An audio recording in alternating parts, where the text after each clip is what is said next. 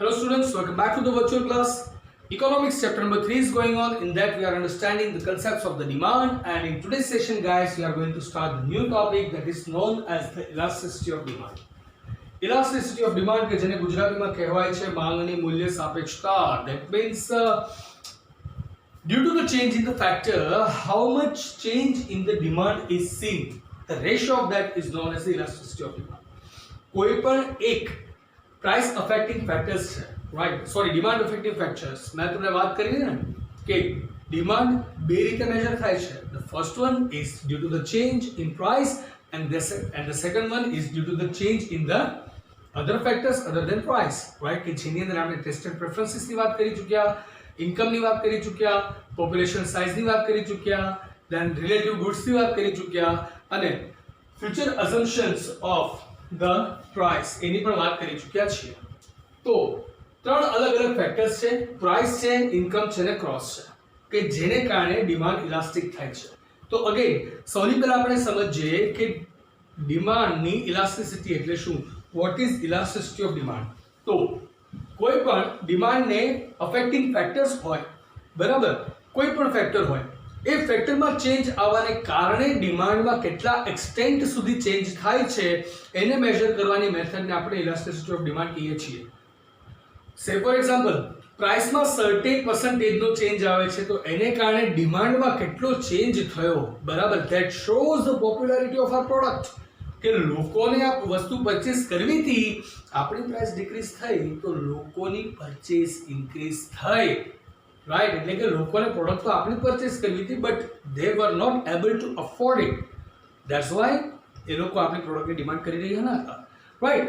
So this is something like that. That at first we are going to understand what are the meaning of the different elasticities, then we are going to understand each of them in the different sessions. આજે માત્ર ને માત્ર ટોપિકનો overview આપવાનો છે તમને, બરાબર, અને એ overview આપ્યા પછી નેક્સ્ટ સેશન થી આપણે એક એક ટોપિકને બ્રીફમાં સમજવાના છીએ.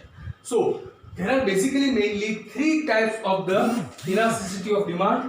The first type of elasticity of demand is the price elasticity, the second type is the income elasticity, and the third type is the cross elasticity. પહેલા સમજીએ price elasticity of demand એટલે શું. તો સિમ્પલ વર્ડ્સની અંદર હું એવું કહી શકું કે જ્યારે કોઈ પ્રોડક્ટની પ્રાઇસમાં ચેન્જ આવે છે તો એમાં જેટલા પર્સન્ટેજ ચેન્જ થયો, due to that change how much percentage change is seen in the demand. માનો કે મારી પ્રોડક્ટની પ્રાઇસમાં 10% પ્રાઇસ હાઈ થઈ છે તો એને કારણે ડિમાન્ડ કેટલી ડિક્રીઝ થઈ રહી છે? 10% થઈ રહી છે, 5% થઈ રહી છે, 15, 20, whatever it is, right. But મારી પ્રાઇસમાં પર્સન્ટેજ ચેન્જ આવવાથી સામે ડિમાન્ડ ઉપર કેટલા પર્સન્ટેજની ઇફેક્ટ આવે છે એ કેલ્ક્યુલેશન આપણે પ્રાઇસ ઇલાસ્ટિસિટી ઓફ ડિમાન્ડ કહીએ છીએ, કે જેને ફાઇન્ડ આઉટ કરવાની એક ફોર્મ્યુલા છે. ED, that means elasticity of demand is equal to delta D upon delta P, where delta is equal to percentage change, D is equal to demand, and P is equal to price. So in the detailed form કે જે તમારી બુકમાં લખ્યું છે, this is the short form so that you can remember them very well, right. બુકમાં જે લખ્યું છે એ કહું તો elasticity of demand is equal to percentage change in demand upon percentage change in price. તો elasticity of demand, what is that? તો formula ઉપરથી એવું કહી શકાય, it is the ratio of the change in price and change in demand, right. તો when the percentage change in demand is divided by the percentage change in price, and whatever the ratio you get, that is known as the elasticity of demand. Price elasticity of demand છે એની માટે આપણે ED use કરવાના છીએ, બરાબર. તો price elasticity of demand find out કરીએ છીએ તો એના બેઝિકલી તમને 5 ટાઇપ્સ મળે છે, namely positive, negative, right, elastic. positive negative એ બે ટાઇપ છે, right, કે જેમાં આવશે elastic demand, perfectly elastic demand, inelastic demand, perfectly inelastic demand, and the unit elastic demand. તો એ આપણે 5 ટાઇપ્સ છે અને આપણે આના પછીના સેશનમાં સમજવાના જ છીએ. તો અત્યારે હું તમને આટલું જ સમજાવીશ કે price elasticity of demand is equal to, it is the ratio of percentage in demand change divided by percentage in price change, right, and whatever the amount you get is the price elasticity. That means that much effect is seen on your demand. જો એ 2 નો ratio હોય ને, બરાબર, 1 નો ratio હોય તો જેટલી price change થશે એટલી demand change થશે. 2 નો રેશિયો હોય તો પ્રાઇસમાં જેટલો ચેન્જ થશે એના કરતાં ડબલ ડિમાન્ડમાં ચેન્જ થશે. 1.5 નો રેશિયો હોય તો પ્રાઇસમાં જેટલી ચેન્જ થશે એના કરતાં 1.5 પાર્ટ બરાબર તમારે ડિમાન્ડમાં ચેન્જ થશે. અને જો એ હાફ પાર્ટ હોય તો પ્રાઇસમાં જેટલો ચેન્જ થશે ડિમાન્ડ એના કરતાં ઓછો, એટલે કે 20% પ્રાઇસ રાઇઝ થાય છે તો ડિમાન્ડ ખાલી 10% જ ડિક્રીઝ થાય છે. રાઈટ. સો પ્રાઇસ કેટલી તમારા ડિમાન્ડ ઉપર ઇફેક્ટ કરે છે એનું કેલ્ક્યુલેશન છે price elasticity of demand. Right. The second is income elasticity of demand, એટલે કે લોકોની ઇન્કમમાં જે ચેન્જ થાય છે એને કારણે આપણી ડિમાન્ડમાં કેટલો ચેન્જ આવે છે. બરાબર. આ પણ બહુ ઇમ્પોર્ટન્ટ ફેક્ટર છે, કારણ કે જો લોકોની ઇન્કમ છે એ ઇન્ક્રીઝ થાય અને એની સાથે આપણી ડિમાન્ડ બહુ હાઈ રેટમાં ઇન્ક્રીઝ થતી હોય તો સમજવાનું કે આપણી પ્રોડક્ટ માર્કેટમાં સક્સેસફુલ છે, આપણી પ્રોડક્ટ માર્કેટમાં હાઈ ડિમાન્ડ છે, બટ લોકો એફોર્ડ નથી કરી શકતા, એની માટે એ લોકો આપણી પ્રોડક્ટ પરચેસ કરી શકતા નથી. રાઈટ.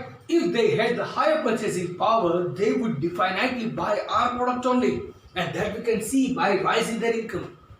Right. So લોકોની ઇન્કમને કારણે આપણી ડિમાન્ડમાં કેટલો ફરક પડે છે એ ચેન્જને, એના રેશિયોને આપણે ઇન્કમ ઇલાસ્ટિસિટી ઓફ ડિમાન્ડ તરીકે ઓળખવાના છે.